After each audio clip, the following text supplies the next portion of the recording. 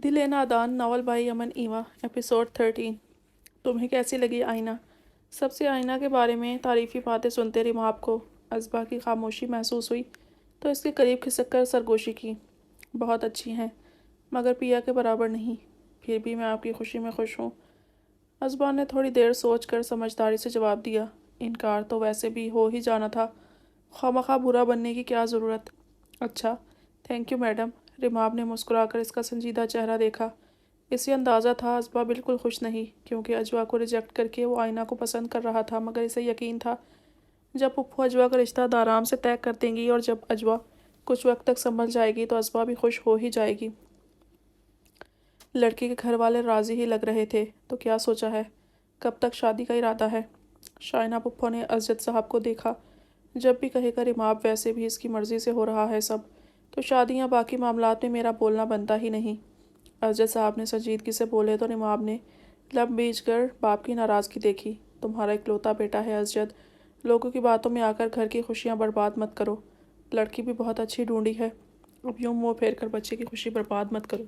शाइना पुप्पो ने नाक चढ़ाकर जदादे लहजे में कहा। लोगों से इनकी मुराद कौन था किंजा बेगम अच्छे से समझ गई, मगर खामोशी से सर झुकाकर रह गई। मैं शिरकत करूँगा, इतना बहुत है। मैं बच्चा नहीं हूँ लोगों की सुनी सुनाई पर मिजाज ख़राब करूँ। थोड़ा अपसेट हूँ। मैंने इस घर के लिए हमेशा अजवा को सोचा था। भाईजान से शर्मिंदा हूँ और बस। असजद साहब खफकी से बोले। अजबा अपने हाथ की चाय पिलाओ। मेरी बेटी के हाथ की चाय मेरा मूड अच्छा कर देगी। असजद ने मुस्कुराकर असबा को देखा तो वो खुशी से किचन की तरफ भागी। सारा प्यार पराई औलाद में बांट दो बस। शाइना पुप्पो ने सर्द महरी से सर झटका। रिमाब बाल मुट्ठियों में पीछे सर डाले बैठा था जब पुप्पो के जुमले पर पहलू बदला। पुप्पो प्लीज़, आज पहली दफ़ा असबा के बारे में इन्हें ऐसी बात करने पर इसने टोका था तो वो भी मज़ीद ना बोली। किंजा बेगम की नम आंखें किचन की तरफ उठी। अगर कभी ये बात असबा ने सुन ली तो इस पर क्या गुजरेगी। क्लब में एक साइड पर पड़े सोफे पर वो सर झुकाए बैठा था। इस जगह अच्छा खासा अंधेरा था और शोख रंगों की तेज़ रोशनी इस तरफ सितारों की तरह चमक रही थी। वो मुसलसल स्मोकिंग करता इसका धुआं अपने इर्द गिर्द फैलाए बैठा था। क्लब में सिया हिलम का सॉन्ग चल रहा था। Come on, come on, turn the radio on. कानों में गूंजती चिंगारती आवाज़ से इसके सर में दर्द सा होने लगा था, मगर वो बेहिस बना बैठा रहा।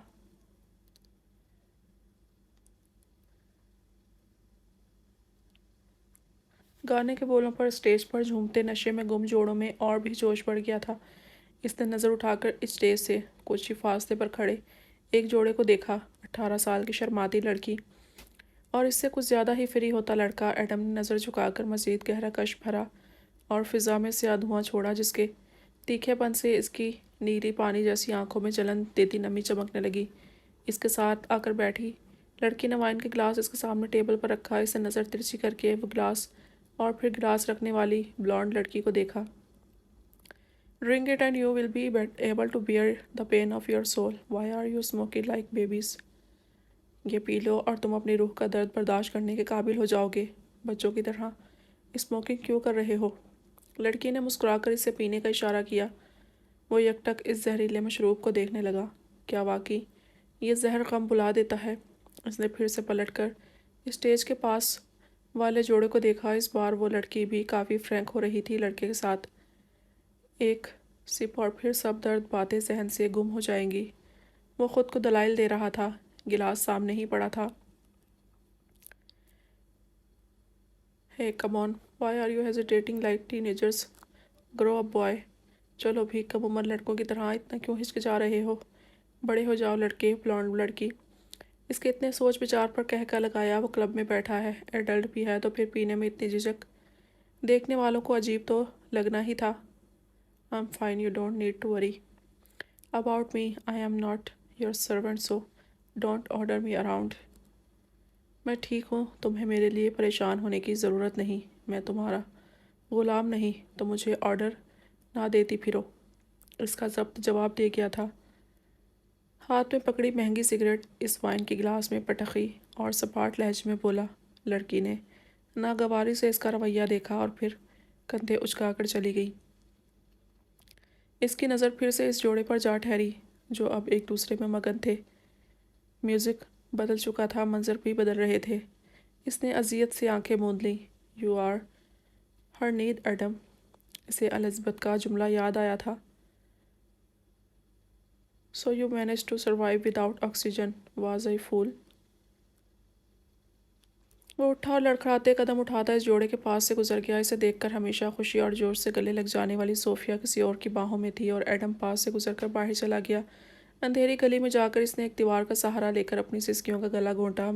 تو میں بس سب کی ضرورت ہی تھا، اور یہ بات طے ہے کہ محبت میں میرا حصہ نہ کبھی تھا نہ ہوگا۔ میں بس ضرورت ہوں سب کی، اور جس نے مجھ سے محبت کی وہ مجھے یوں اکیلا چھوڑ گئی۔ کیوں ممی، کیوں؟ کیا آپ کا بھی دل بھر گیا تھا مجھ سے؟ اس نے اپنے بال مٹھیوں میں پیچھتے سسکیوں کا گلا گھونٹا اور نیچے بیٹھتا چلا گیا۔ نہ جانے کب تک وہ اس سرد رات اور تاریکی میں لاوارثوں کی طرح گھٹنوں میں سر دیے بیٹھا رہا تھا۔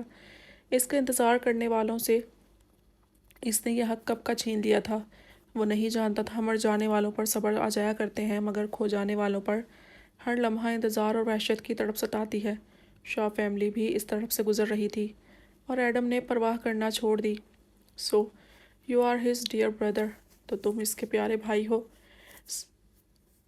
سرد نوکیلی آواز پر اس نے ٹھٹک کر سر اٹھایا۔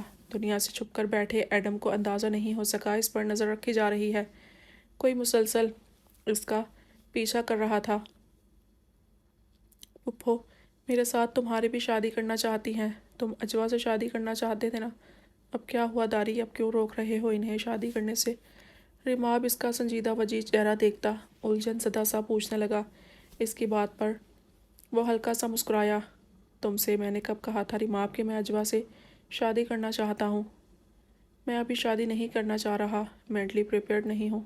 میں تم لوگوں کی طرح بیٹھے بٹھائے شادی کا فیصلہ نہیں لے سکتا، اور تم ریماب، میرا خیال ہے تم میری اور اجوا کی فکر کرنا چھوڑ دو، اب اس کا نام لینا بھی چھوڑ دو۔ تم اس سے راستہ الگ کر چکے ہو، تو اب شاید تمہیں کزن کا درجہ بھی نہ دے۔ وہ محبت جتنا خوش فہم کر دیتی ہے نا، اس سے کہیں زیادہ بدگمان بھی کر دیا کرتی ہے۔ وہ اپنے مخصوص سنجیدہ لہجے میں ٹھہر ٹھہر کر بول رہا تھا، اور آنکھیں ریماب کے چہرے پر ٹکی تھیں۔ تم مطمئن ہو ریماب؟ اس نے بغور ریماب کا چہرہ دیکھا۔ میں نہ مطمئن ہوں اور نہ ہی خوش۔ وجہ بابا کی ناراضگی ہے۔ وہ سب میری مرضی سے کر رہے ہیں، مگر وہ خوش نہیں ہیں۔ مگر مجھے آئینہ سے ہی شادی کرنی ہے۔ کہہ سکتے ہو کہ میں مینٹلی پریپیئر ہو چکا ہوں اس کے لیے۔ میں نے اجوا کو کبھی امید نہیں دلائی تھی۔ پتہ نہیں وہ بے وقوف کیوں مجھ سے محبت کر بیٹھی۔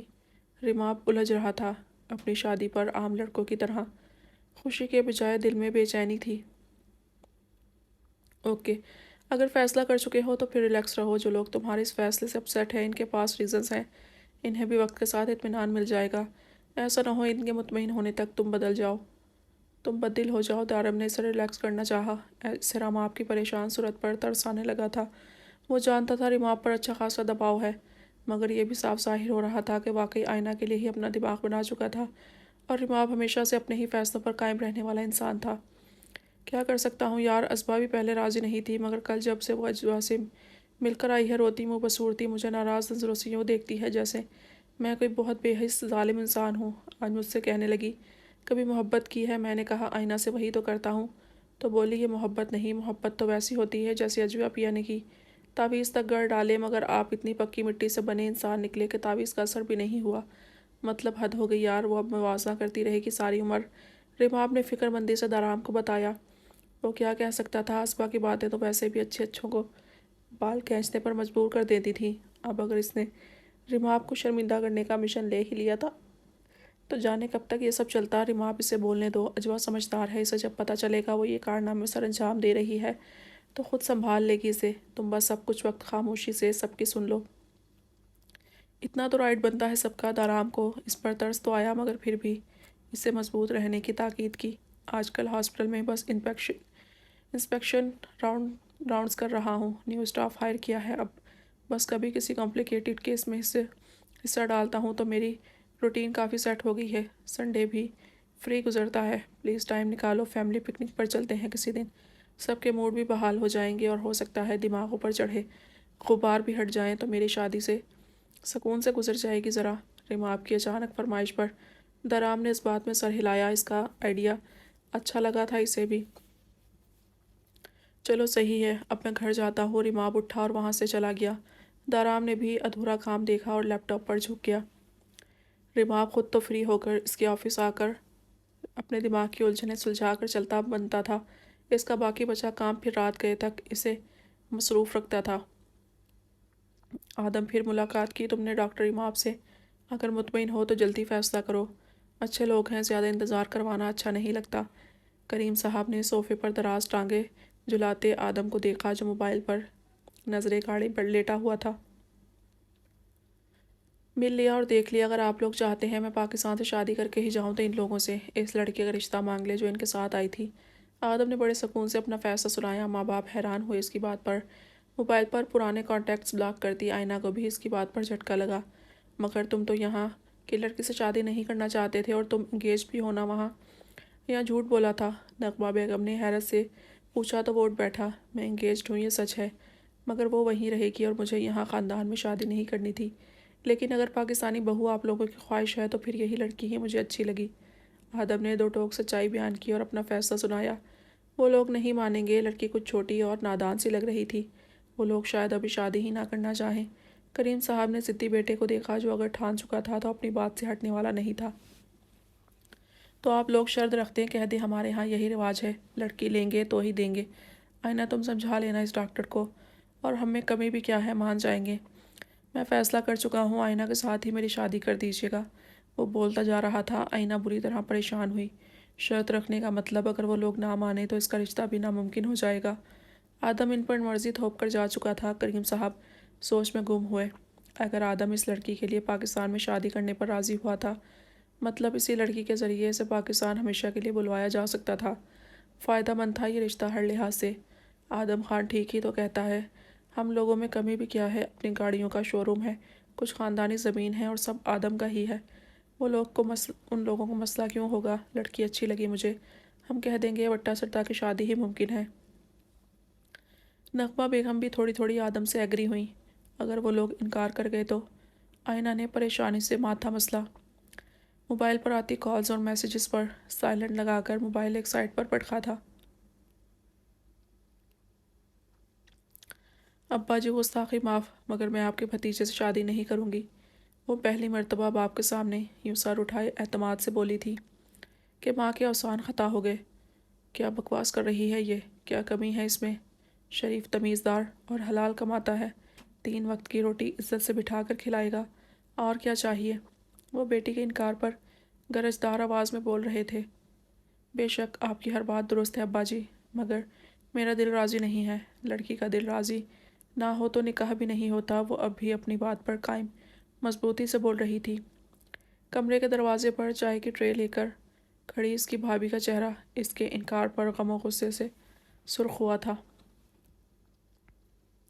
میرے بھائی کے لیے دل راضی نہیں تو کس کے لیے ہے؟ انکار کر رہی ہو تو وجہ بھی بتا دو۔